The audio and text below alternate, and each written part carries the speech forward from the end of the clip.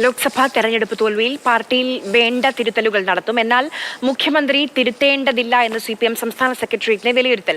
മുഖ്യമന്ത്രിയുടെ ശൈലിയല്ല തെരഞ്ഞെടുപ്പിൽ തിരിച്ചടിയായതെന്നും സംസ്ഥാന സെക്രട്ടേറിയറ്റ് പാർട്ടിയിലെ തിരുത്തൽ മാർഗരേഖ സംസ്ഥാന സെക്രട്ടേറിയറ്റ് അംഗീകരിച്ചു.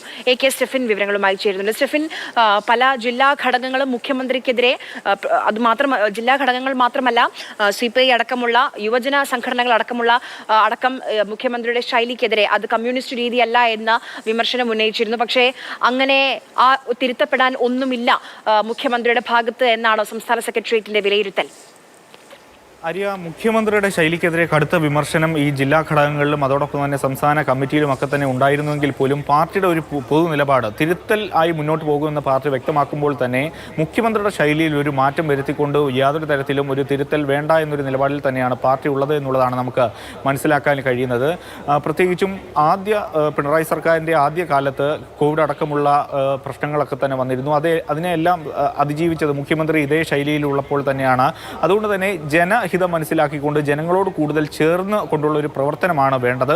അക്കാര്യത്തിലാണ് രണ്ടാം പിണറായി സർക്കാരിന് പാളിയത് എന്നുള്ളതാണ് CPM വിലയിരുത്തുന്നത്. അതുകൊണ്ട് തന്നെ മുഖ്യമന്ത്രി തിരുത്തേണ്ട ഒരു ആവശ്യവുമില്ല. എന്നാൽ പാർട്ടിയും അതോടൊപ്പം തന്നെ സർക്കാരും മന്ത്രിമാരും ഒക്കെ തന്നെ പല തിരുത്തലുകൾ ഇനി അവരുടെ കർത്തവ്യത്തിൽ വേണം എന്നുള്ളത് തന്നെയാണ് ഒരു നിർദ്ദേശമായി വന്നിരിക്കുന്നത്. പ്രത്യേകിച്ചും താഴെത്തട്ടിൽ പല പ്രശ്നങ്ങൾ പാർട്ടിക്കുണ്ട്. പ്രത്യേകിച്ചും ആളുകൾ പലതരത്തിൽ കൊഴിഞ്ഞു പോകുന്നു. പാർട്ടി പ്രവർത്തകരെ കിട്ടാനില്ല.